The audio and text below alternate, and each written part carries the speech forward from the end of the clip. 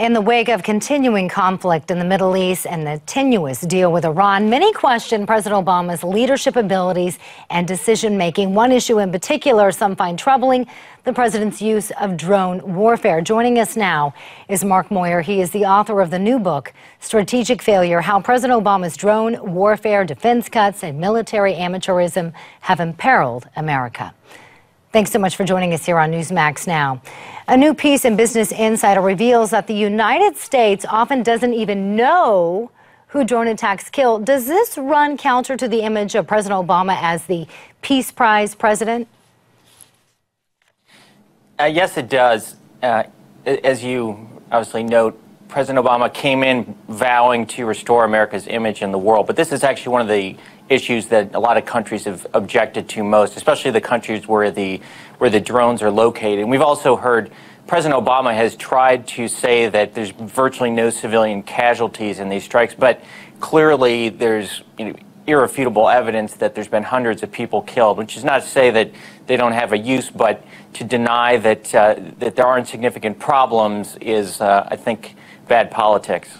Mark, your book and a corresponding article in the Wall Street Journal argue that Obama's military amateurism has put America at risk. How so?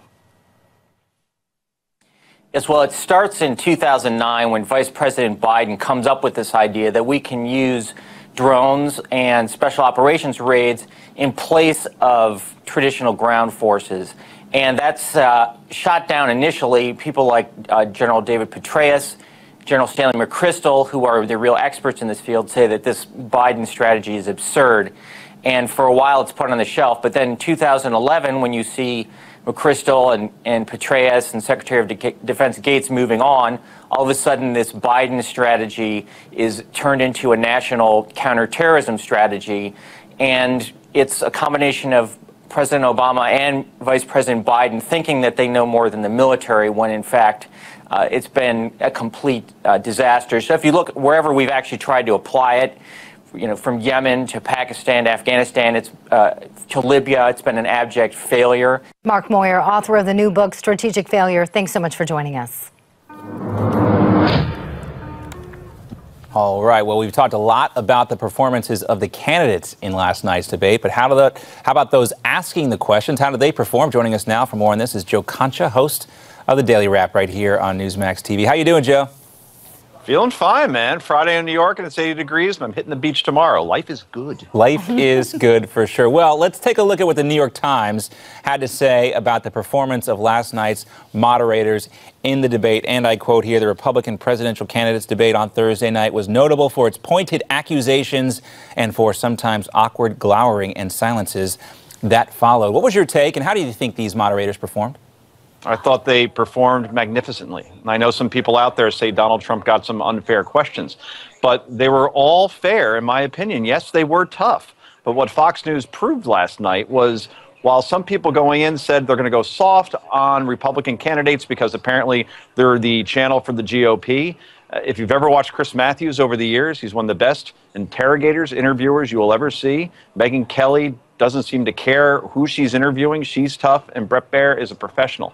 So while they're rivals, I'm also a media reporter, and I know what I saw. And what I saw last night was a great, compelling debate, tremendous political theater, and the moderators did their job, John. Well, according to analysis, the debate moderators actually dominated the speaking time of the first debate. The three took up 31 minutes of the 2-hour broadcast. Trump got 10.5 minutes and Jeb got 8.5. Do you think that's enough balance when it comes to who was talking and when? Well, the front runner is always going to get the most time, so I'm not surprised Trump got.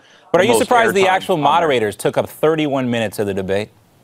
Yeah, well, there were 10 candidates, right. So you have 3 moderators having to ask questions over 2 hours. So I don't think that necessarily is out of bounds. I don't really remember, John. I don't know what your thought is on this.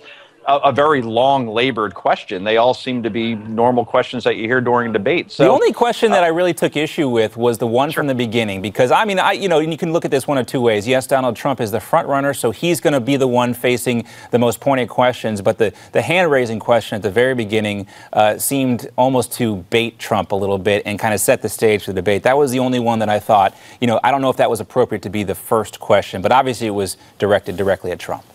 Yeah, it was supposed to be a scene setter, certainly set the table. Donald, of course, was the only one to raise his hand, and it seemed after that Mr. Trump lost the audience just a little bit. It seemed to be a mix of cheers and boos for him. But what I do know is if you look at conservative poll after conservative poll, whether it be Drudge or whether it be Breitbart, they thought that Trump still, despite all the tough questions, won the night. Now, while Donald got very tough questions, his answers were vintage Trump. He did not back down. He was unapologetic. And I think the next poll, you're going to see that while maybe the surge doesn't jump as much as it has been lately, I don't think you're going to see this really hurt him all that much. I think if you like Donald Trump going into this, you liked him going out. Right. I don't think it hurt him one bit at all. Joe Concha, thanks so much for being with us. Make sure everybody tunes into the Daily Wrap, which will be following us right here on Newsmax TV.